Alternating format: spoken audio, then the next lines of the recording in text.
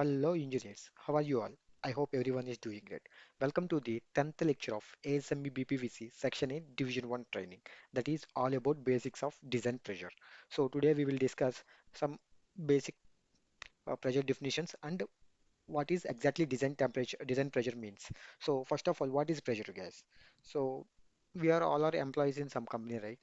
So our team lead will give some work pressure to us. So that is also one type of pressure only. And if you go to anywhere, other villages, other cities, we will carry some luggage with us. So it will also create some pressure on us. So and in our childhood, we studied in our lower classes like 8th or 9th.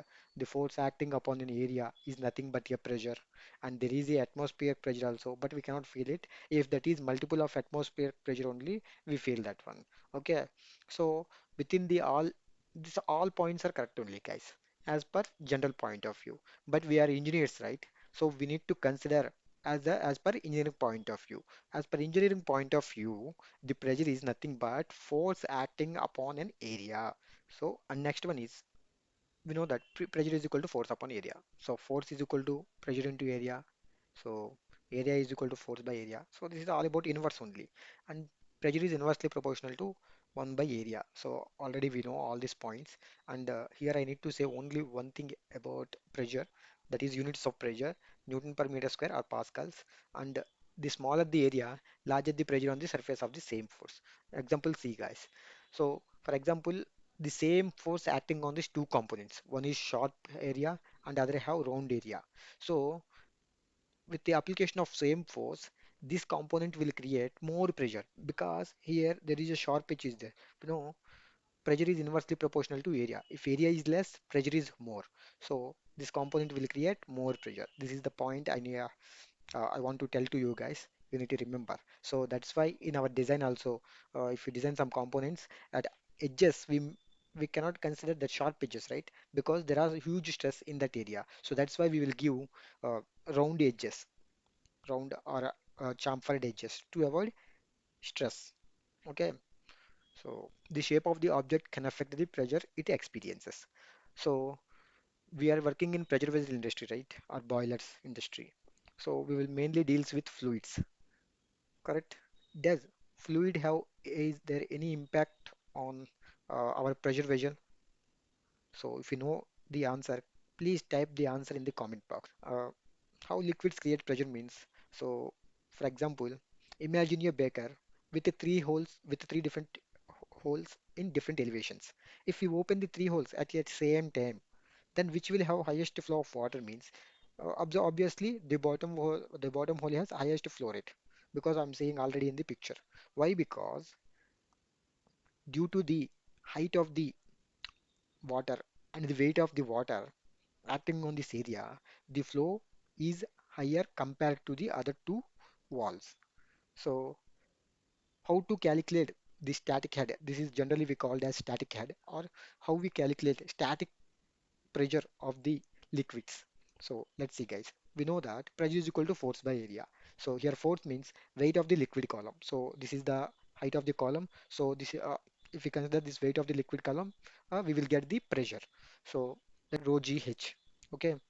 So how to calculate this rho GH means I will explain you clearly. First we need to weight of the liquid column. So weight is equal to mass into acceleration due to gravity. This is general formula we are studying from our past in our lower education. So mass is equal to density into volume, and volume of the cylinder is equal to area of the cylinder into height. So we are also finding on the volume.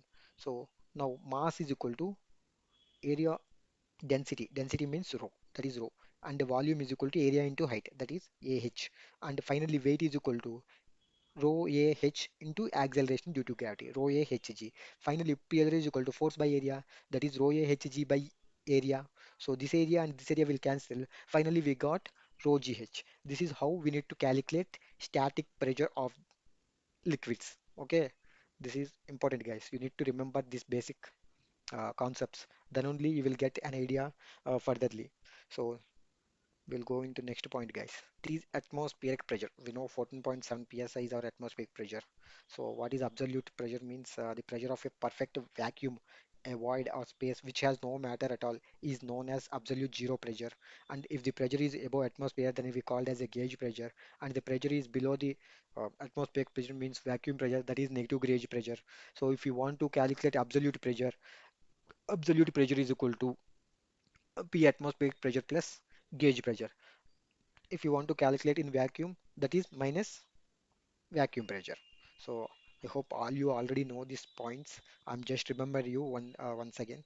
And next one is before continuing to the UG-21, if you are new to my channel, please subscribe my channel, guys, and click on the bell icon. If I upload any new videos, you will get notification. So let's start the basics of that is UG-21, that is design pressure. Does pressure have any impact on our pressure vessel? So what is the importance of this pressure vessel? So if you know the answer, please type your answer in the comment box. So already the code says that the code is based on the internal pressure loadings only. So the code already developed all the formulas based on internal pressure. So that means our internal pressure has most impact on the pressure vessel cases. Okay, and there is a external failure due to external pressure also. So for example, in our cryogenic field, we use outer vessel and inner vessel. So inner vessel fails due to internal pressure and outer vessel fails due to external pressure because in between outer vessel and inner vessel, we maintain some vacuum that is zero pressure. Okay, so at that zero pressure, some external atmosphere acts on the outer vessel. So we are designing outer vessel, right? So it must withstand that outer pressure, that is 14.7 psi. And also, uh, what are the extra loadings? We are pipe loadings, and we need to consider all that loadings also. So we will discuss it furtherly. So this is the two main reasons for failure of pressure vessel gas, that is internal pressure and external pressure. So now we discuss UG-21 design pressure. So what is design pressure according to UG-21? So the maximum difference in pressure between the inside and outside of a vessel can be considered as a design pressure. So for example, our internal pressure is 100 psi, and we know that already external there is an atmospheric pressure that is 15 psi. 100 minus 15 psi is nothing but our design pressure, guys. This is what UG-121 says. If you have a code book, just see the UG-21, guys. There is only definition is there, nothing more that. And as per mandatory appendix 3, that is 3.2. So in 3.2, we generally see definitions. So in there, uh, definition about design pressure also mentioned. So like the pressure which is used to design the pressure vessel components for the purpose of determining the minimum permissible thickness is called as a design pressure, including static head.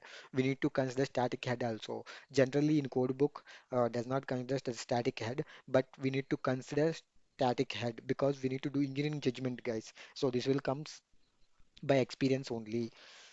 So there are other more loadings also. In the next lecture, we will discuss about all the loadings we need to consider while designing a pressure vessels. So we will detailedly discuss. So thank you for this session, guys. I hope you understand this session very well. So thank you, guys.